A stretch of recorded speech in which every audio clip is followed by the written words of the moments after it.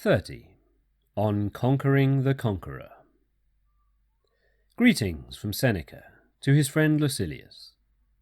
I have beheld Aufidius Bassus, that noble man, shattered in health and wrestling with his years.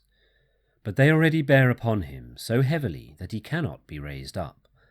Old age has settled down upon him with great, yes, with its entire weight. You know that his body was always delicate and sapless. For a long time he has kept it in hand, or, to speak more correctly, has kept it together. Of a sudden it has collapsed. Just as in a ship that springs a leak, you can always stop the first or the second fissure, but when many holes begin to open and let in water, the gaping hull cannot be saved. Similarly, in an old man's body, there is a certain limit up to which you can sustain and prop its weakness. But when it comes to resemble a decrepit building, when every joint begins to spread, and while one is being repaired another falls apart, then it is time for a man to look about him and consider how he may get out. But the mind of our friend Bassus is active. Philosophy bestows this boon upon us. It makes us joyful in the very sight of death, strong and brave no matter in what state the body may be, cheerful and never failing though the body fail us. A great pilot can sail even when his canvas is rent. If his ship be dismantled, he can yet put in trim what remains of her hull and hold her to her course. This is what our friend Bassus is doing, and he contemplates his own end with the courage and countenance which you would regard as undue indifference in a man who so contemplated another's. This is a great accomplishment, Lucilius, and one which needs long practice to learn, to depart calmly when the inevitable hour arrives. Other kinds of death contain an ingredient of hope. A disease comes to an end, a fire is quenched, falling houses have set down in safety those whom they seem certain to crush. The sea has cast ashore unharmed those whom it had engulfed by the same force through which it drew them down. The soldier has drawn back his sword from the very neck of his doomed foe. But those whom old age is leading away to death have nothing to hope for. Old age alone grants no reprieve. No ending, to be sure, is more painless, but there is none more lingering. Our friend Bassus seemed to me to be attending his own funeral, and laying out his own body for burial, and living almost as if he had survived his own death, and bearing with wise resignation his grief at his own departure. For he talks freely about death, trying hard to persuade us that if this process contains any element of discomfort or of fear, it is the fault of the dying person, and not of death itself. Also, that there is no more inconvenience at the actual moment than there is after it is over. And it is just as insane, he adds, for a man to fear what will not happen to him as to fear what he will not feel if it does happen. Or does anyone imagine it to be possible that the agency by which feeling is removed can be itself felt? Therefore, says Bassus, death stands so far beyond all evil that it is beyond all fear of evils. I know that all this has often been said, and should be often repeated, but neither when I read them were such precepts so effective with me, nor when I heard them from the lips of those who were at a safe distance from the fear of the things which they declared were not to be feared. But this old man had the greatest weight with me when he discussed death, and death was near. For I must tell you what I myself think. I hold that one is braver at the very moment of death than when one is approaching death. For death, when it stands near us, gives even to inexperienced men the courage not to seek to avoid the inevitable. So the gladiator, who throughout the fight has been no matter how faint-hearted, offers his throat to his opponent and directs the wavering blade to the vital spot. But an end that is near at hand and is bound to come calls for tenacious courage of soul. This is a rarer thing, and none but the wise man can manifest it. Accordingly, I listened to Bassus with the deepest pleasure. He was casting his vote concerning death, and pointing out what sort of a thing it is when it is observed, so to speak, nearer at hand. I suppose that a man would have your confidence in a larger degree, and would have more weight with you, if he had come back to life and should declare from experience that there is no evil in death. And so, regarding the approach of death, those will tell you best what disquiet it brings, who have stood in its path, who have seen it coming and have welcomed it. Bassus may be included among these men, and he had no wish to deceive us.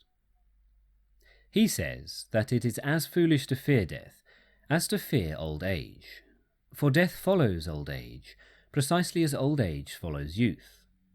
He who does not wish to die cannot have wished to live. For life is granted to us with the reservation that we shall die. To this end our path leads. Therefore, how foolish it is to fear it, since men simply await that which is sure, but fear only that which is uncertain. Death has its fixed rule, equitable and unavoidable. Who can complain when he is governed by terms which include everyone? The chief part of equity, however, is equality. But it is superfluous at the present time to plead nature's cause, for she wishes our laws to be identical with her own.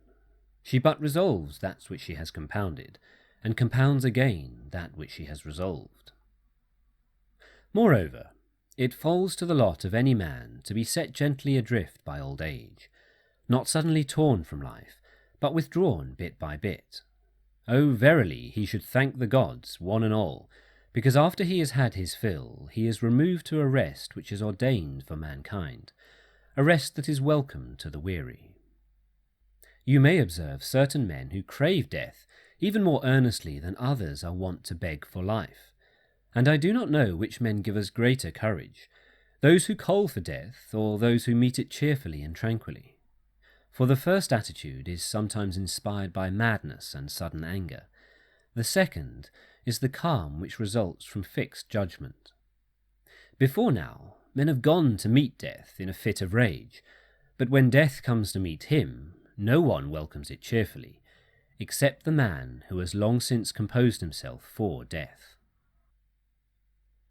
I admit, therefore, that I have visited this dear friend of mine more frequently on many pretexts, but with the purpose of learning whether I should find him always the same, and whether his mental strength was perhaps waning in company with his bodily powers.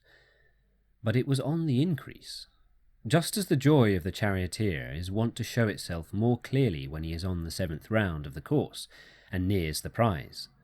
Indeed, he often said, in accord with the counsels of Epicurus, "I hope, first of all, that there is no pain at the moment when a man breathes his last.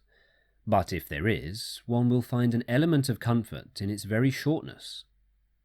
For no great pain lasts long, and at all events a man will find relief at the very time when soul and body are being torn asunder, even though the process be accompanied by excruciating pain, in the thought that after this pain is over, he can feel no more pain. I am sure, however, that an old man's soul is on his very lips, and that only a little force is necessary to disengage it from the body. A fire which has seized upon a substance that sustains it needs water to quench it, or sometimes the destruction of the building itself. But the fire which lacks sustaining fuel dies away of its own accord. I am glad to hear such words, my dear Lucilius, not as new to me, but as leading me into the presence of an actual fact. And what then? Have I not seen many men break the thread of life? I have indeed seen such men, but those have more weight with me, who approach death without any loathing for life, letting death in, so to speak, and not pulling it towards them. Bassus kept saying, "It is due to our own fault that we feel this torture, because we shrink from dying only when we believe that our end is near at hand." But who is not near death? It is ready for us in all places and at all times. Let us consider, he went on to say, when some agency of death seems imminent, How much nearer are other varieties of dying which are not feared by us? A man is threatened with death by an enemy, but this form of death is anticipated by an attack of indigestion. And if we are willing to examine critically the various causes of our fear, we shall find that some exist and others only seem to be. We do not fear death, we fear the thought of death. For death itself is always the same distance from us. Wherefore, if it is to be feared at all, it is to be feared always.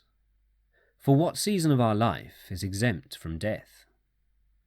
But what I really ought to fear is that you will hate this long letter worse than death itself. So I shall stop. Do you, however, always think on death, in order that you may never fear it.